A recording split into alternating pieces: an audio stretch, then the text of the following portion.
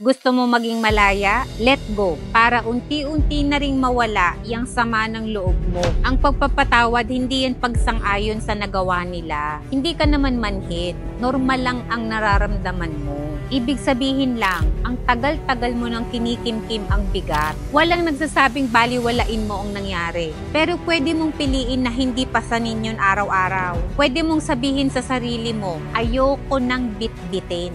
Oo, may pagkakamali ka rin. At dapat lang naakuhin mo yun. Kung ano man ang nagawa nila, hindi mo na yun control. Hindi mo kailangang ipilit ang sarili mo sa mga taong hindi na dapat parte ng buhay mo. Patawarin mo na sila, mag-sorry man sila o hindi. Bitawan mo na yung bigat ng ginawa nila. Hindi ka ba napapagod? Gawin mo yan para maging malaya ka.